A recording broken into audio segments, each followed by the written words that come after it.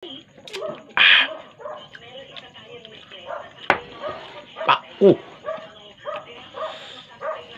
Paku con huevos.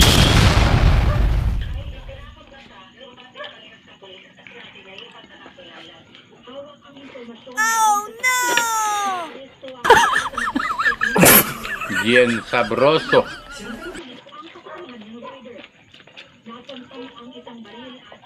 Paku. Isaw paku con huevos. Hindi bro, mahal sabor ang kol.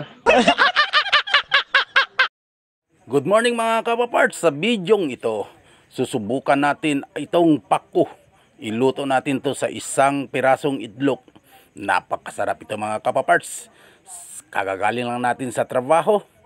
Pagdating sa bahay, ito agad ang unang trabaho natin para meron tayong gulay sa ating almusal. Ayan, napaka-preskong paku. Kabibili ko lang sa may daan kanina. So 20 peso isang balutan. So ayan, maghanda na tayo mga recados. Simpleng recados lang, sibuyas, kamatis na may bawang. Lagyan lang mamaya ng kunting asin at saka pasarap dyan na may kunting paminta. Okay na yung mga kapaparts. Importante na may itlog. Yon ang masarap sa kanya mga kapaparts, na may itlog. At ako naman ay kahit puyat, ayan, trabaho agad tayo. Huwag na natin utusan yung mga nandito sa bahay. Kasi para madali tayo makakain. Ayan, kunting gisado-gisado lang ng mga ingredients o mga recados mga kapaparts. Lagyan ng hinugasang na paku. Ayan, para madali yung trabaho. Napakadali lang to mga kapaparts magluto ng paku. Ayan, simple lang as that. Ayan, lagyan ng paku dyan. And then kunting mix lang tayo. Ayan, ang buhay natin bilang empleyado, pagdating sa bahay, magluto para may ihandang pagkain sa umaga. Habang ang mga kasama natin dito sa bahay ay andyan lang naghihintay-hintay. Lagyan ng kunting asin. Kunti pa lang yan mga kapaparts.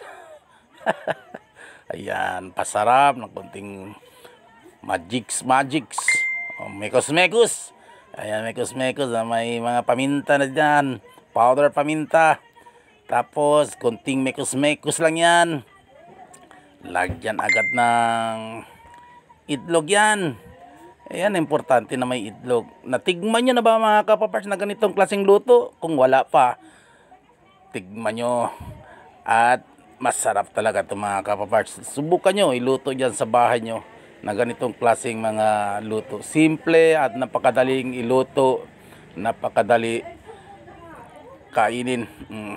Bango na ito mga kapaparts. Grabe. Ito na talaga. Haluan natin na ngayon sa kanin na bahaw. Automatic masarap to. Ayan, di ba? Luto na mga kapaparts. Lutong-luto na siya at mainit.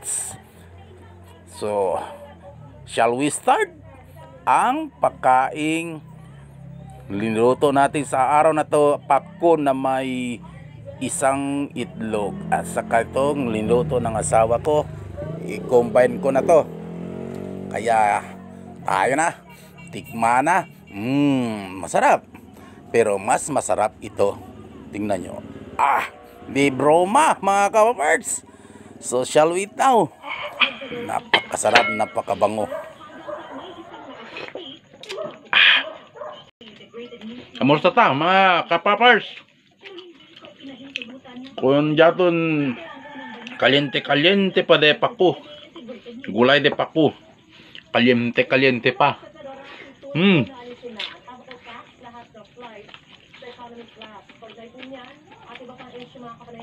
Ulbido yata na diet.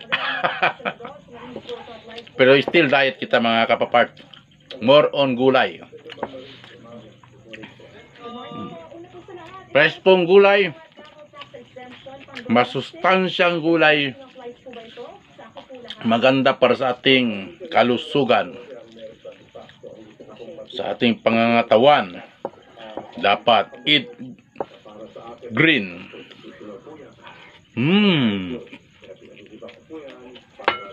Napakasarap.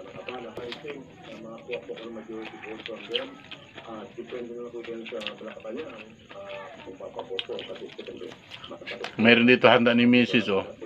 Pero mas gustong gusto ko to na dahon.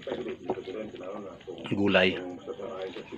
Kaya pagdating dito galing sa trabaho, luto agad. Hindi na natin dapat utusan pa yung tao. Tayo na talaga ang magluto. Utusan nating sarili natin, mga kapaparts. Mas maganda kay utusan natin yung mga tao. Kapag utusan mo isang tao, tapos hindi niya yung ginawa, masasaktan lang ang puso mo.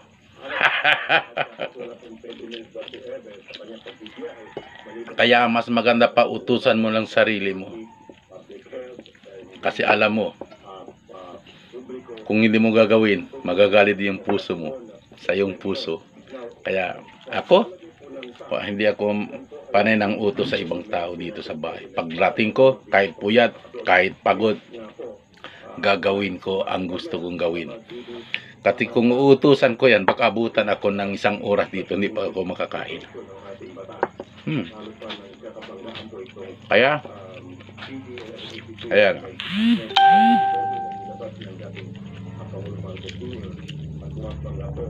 Paggising nila mamaya, matigman na nila ang luto ni Paparts. Napakasarap.